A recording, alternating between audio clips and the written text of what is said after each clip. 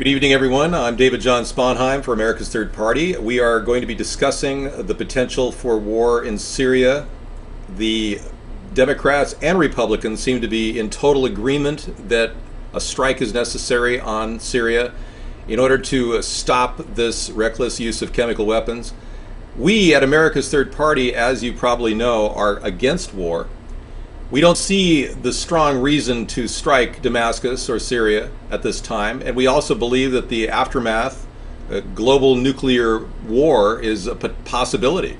We don't want to trigger engagements with Iran or Russia at this time, and we certainly don't believe that attacking Damascus is going to stop whatever is going on there.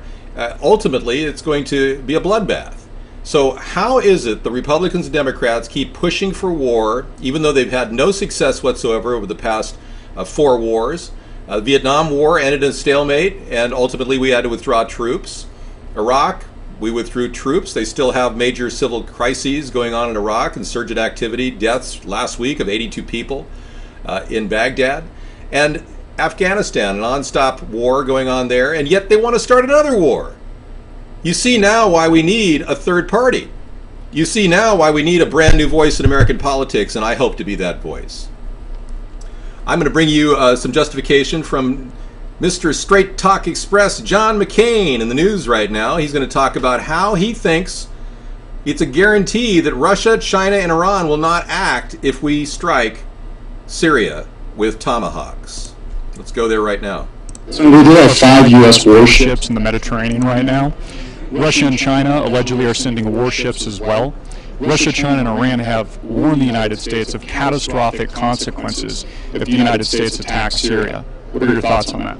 My thoughts are that it doesn't concern me in the slightest.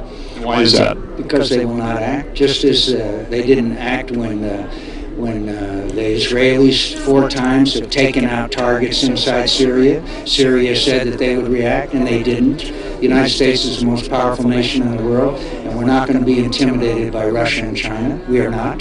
So I guarantee you that they will not act. If we launch these strikes against Syria, they will not act. Senator.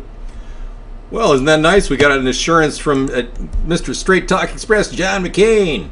Well, let me tell you, this is a classic case of overconfidence, don't you think?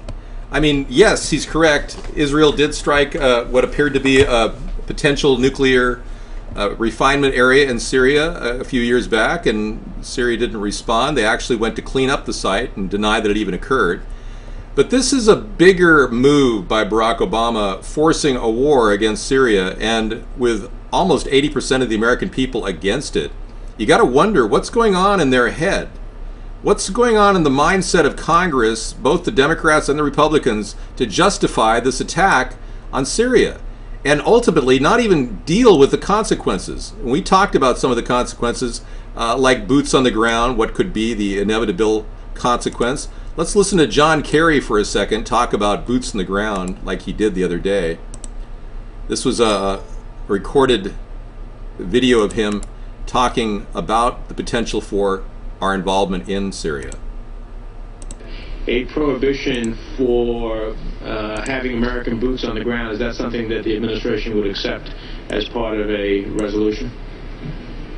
Mr. Chairman, it would be preferable not because there's any intention or any plan or any desire whatsoever to have boots on the ground. I think the President will give you every assurance in the world, as am I, as the Secretary of Defense and the Chairman. But in the event Syria imploded, for instance, or in the event there was a threat of a chemical weapons cache falling into the hands of al-Nusra or someone else, and it was clearly in the interests of our allies and all of us, the British, the French, and others, to prevent those weapons of mass destruction falling into the hands of the worst elements, I don't want to take off the table an option that might or might not be available to the President of the United States to secure our country. Okay, that was a really roundabout non-answer to a question. In other words, he doesn't want boots in the ground, but it inevitably could have boots in the ground in the event there is some major breakdown or implosion, as he calls it, in Syria. What do they expect Bashar al-Assad to do once the Tomahawks start flying? Well, my analysis of this shows a possibility of any number of reactions from the Syrian government. What if the Syrian government felt that they were in a trapped situation? What if that they felt that they couldn't do anything to survive unless they started volleying rockets off in different directions? Say they sent one toward Tel Aviv. What would we do in response to that? Of course, we would probably take out the rockets if we could, but the equipment that Syria has, 350 aircraft, it's not like the Libyan aircraft or Air Force, where Muammar Gaddafi had just a few F-15s to scramble. They have 350 aircraft, helicopters, and jets that can strike out against our oncoming. And they even have the S-300, which we talked about before, which is the anti-ballistic mobile platform that Russia has sent them and made a delivery a few months back. So what happens if Tel Aviv is struck? How does that change this entire scenario? Well, say Tel Aviv is struck, and say Israel decides to strike other nations like Iran in response to Syria's strike. This could turn into a complete meltdown. Now, I know many of you are probably sensitive to the possibility that in your lifetime World War III will take place. I'm not of the belief that it has to take place, but the more I look at the government of Barack Obama and the Republicans and Democrats and how they don't seem to understand the inevitable consequences of their actions, this could lead to World War III, or for that matter, we could be in World War III right now. The war in 2001, which started with the coalition of the willing, 45 nations, George W. Bush, attacking Iraq, it could very well have been the launching of World War III. You know, they talk about world wars in the aftermath, in a hindsight way. They say that world wars occurred back then. Well, it could be that we will look at all of this as World War III. It's possible. Now, there are some tragic side effects of war. And I don't mean just the possibility of nuclear annihilation. I mean, we have the potential to kill innocent creatures on this planet in their aftermath. I have a picture here of, let's see, I'll bring a picture up for you to look at, of what will be hundreds of dolphins dead as a result of the testing that the U.S. Navy will be conducting over the next 4 years. That's right. The Navy has determined that over 340 dolphins and whales will die between 2014 and 2019 due to bomb testing and heavy sonar use. This is a CBS DC report. This is a fact that our country is engaged in sonar testing that's killing little animals. Now, it's not enough that we put on the most horrific display of environmental destruction in human history, and that would be the BP oil spill. Let's not forget that, where countless dolphins were killed. 18 dolphins were dead in this pod due to the attack. This is just Then we found this guy, a sperm whale swimming in the oil, had just breached. Along his back, we could see red patches of crude as if he'd been basted for boiling. Well, I've seen enough of that, obviously. Who wants to see more dead dolphins? But seriously, mankind is killing the planet. Raising their heads and looking at the fires, wondering why is my world burning down around me.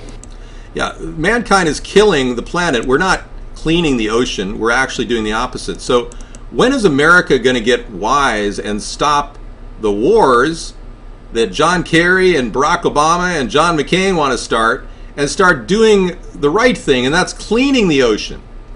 Building environmentally sound barges that can actually go in and use centrifuges to separate oil from water. I mean, and why do we just cancel sonar testing if it's going to kill 340 dolphins? Seriously, do we really need to do this in a widespread area that would kill little creatures? So human beings are not the only victims of war.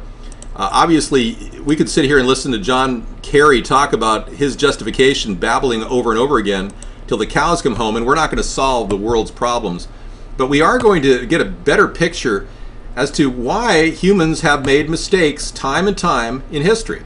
Well, the one thing we can learn from history is that man never learns from history.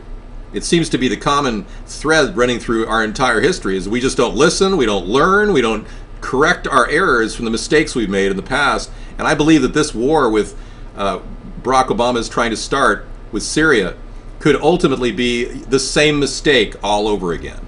Another engagement which could turn into a quagmire, like the book Quagmire written about the Vietnam War. We could very well have ourselves another situation, which seems to be the fault of the two-party system, in my opinion. They just can't seem to think rational thoughts. They just don't have any rational thinking going on. Now, I'm going to go to chat right now.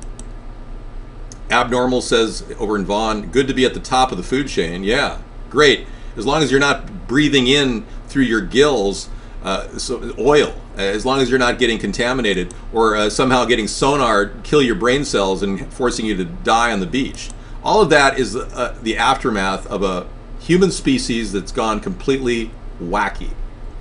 Now, there's other things that are very important here that I want to talk about, and I don't want to just, blow this whole issue off about Russia releasing a 100-page report detailing and blaming Syrian rebels for the March chemical attack. Take a look at this, folks. This is from Hot Air. I'll bring it forward for you to read. HotAir.com shows that Russia has released a 100-page report blaming Syrian rebels for the March chemical attack. Definitive evidence linking a chemical weapons attack in Syria to rebels, not the Syrian army. And this 100-page report was sent in July to the United Nations. And it was announced last night that Russia claims that an inspection conducted by its own team after a March attack in Aleppo, Syria, shows that composition of the sarin used in the earlier attack was not military grade, and neither were the delivery systems. So, if Russia could create a 100-page document detailing this, and the UN has not signed on to war, by the way, and now the G20 conference is not in favor of it. The newest news on Google is that the G20 conference is not in favor of a war, a strike by Obama. And it's basically put Obama and Putin in a battle over purported Syrian chemical weapons evidence. So this story, this 100-page report, is at the helm of what appears to be a good, logical, rational discussion on the real nature of the report of gassing that happened in Damascus. We want to get to the bottom of it too. It's no pun intended here to talk about Hot Air, but if the gassing did occur and if 1,300 people did die and it was caused by Assad, that's one subject. If it was caused by the rebel troops, that's an even more sinister and secretive subject that we need to get to. Why would our government support Al-Qaeda forces in Syria taking down Bashar al-Assad? I mean, we have a very failed policy here, and it's not getting any better. Apparently, what we need to do is ask the big questions that government isn't asking. So you as a voter right now have the ultimate challenge. Determine who's telling the truth in a world where lies are promoted, spin is coming out of the media left and right, the mainstream media is talking about forcing a war, and this subject has been going on for almost 6 months now, propagandizing about the bad nature of the Syrian government and how we need to strike them. If we are being lulled into stupidity here by a very deceived government, not listening to the facts, we as a voter, it's incumbent upon us to decide, do we want to keep voting with these two parties in the upcoming election? Or should we not choose a brand new direction? And that's why I am running for president in 2016. I'm doing this somewhat reluctantly, and even though I've been doing this since 2008, I'm doing it somewhat reluctantly because as the world gets more and more disturbing, and as the kind of cover-ups are propping up all around the world like they are, it's going to be very difficult to navigate intelligent thought and promote a better world for people when we're just getting caught in every imaginable scenario, all caused by bad information and misleading cover-ups and false flag operations. You can only imagine the role of the president in 2017 will be to, first of all, straighten everything out. And second of all, lead by example. A third-party president will be the best way this country could actually tell the rest of the world that we have a different view than our leaders. That we, the American people, have finally grabbed the reins of political power, and we want to direct our future and not be the onerous, warmongering, hegemonic power and imperialistic power that we've been in the past. I can think of a lot of countries that'll begin reaching out to us for trade and opening up the door to communication. You know that Obama has not even talked directly with the leaders of Iran or North Korea since he's become president. He's never made a direct contact with Rouhani, the new president in Iran. He's never talked to Ahmadinejad. He never talked to Kim Jong-un at all. Yet we've got Dennis Rodman running over to North Korea this week, talking, drinking beer with Kim Jong-un. This is absurd. First of all, Dennis Rodman doesn't have the sanction of the president. He can't talk about politics, because if he does, he violates the Logan Act. And Dennis Rodman is the last guy you'd think would be a détente person, a person promoting peace. You wonder, this guy's going to promote drinking. He's not going to promote peace. So clearly he's not going to address the tragedies that are occurring in North Korea. And he's not even opening up a dialogue on political issues like Camp 22, which is obviously holding hundreds of thousands of North Koreans against their will, merely speaking out against their president. Wow, see what I mean about getting complicated? The more complicated it gets, the less the presidency role will be a fulfilling role. It's going to be a nightmare for anybody who takes the reins and leads this country out of this mess. But clearly, I'm up for the job. I wouldn't be running if I wasn't. And I can tell you that if it doesn't mean that our country loses anything, then what do we have to gain from war? Peace is the best alternative, and it's clearly the cost alternative savings versus war. War is going to cost this country, what, 1.6 trillion? The Iraq and Afghanistan war cost us. War with Syria is going to cost our nation. Why would we want to go down that road? And ultimately, it could, like I said earlier, lead to global nuclear annihilation for all mankind. And if you watch the previous video we put on record on YouTube, you'll see what it's like to crush the earth. We actually talked about breaking the earth in that video, and we showed how very fragile the earth is, and how beautiful the earth is, and how we should protect it, not push it to the brink of nuclear disaster and fracturing of the earth's surface, which would ultimately lead to everybody dying. I don't care how many floors down you are in some bunker buried underneath the Denver airport, you'll die too. If you're some idiot who thinks that you've got all the money in the world and you're going to live comfortably for 60 years underground, guess what?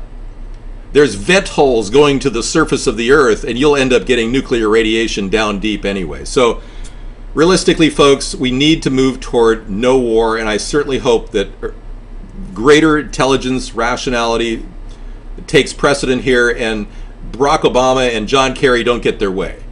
I want the American people to understand that logical thinking is there. We just don't have leaders with logical thinking. So it's definitely time for a third party, and I urge all of you to check out our anti-war show tomorrow, 6 to 9. We're opening up a Saturday broadcast. Saturday's anti-war rally will go on 6 to 9 Pacific time, and we're going to be pushing for peace, even if we're at war. And that's the dedication of America's Third Party. Thank you for listening to this recorded broadcast, and do watch our regular show 6 to 9 every night except Sunday. Good night.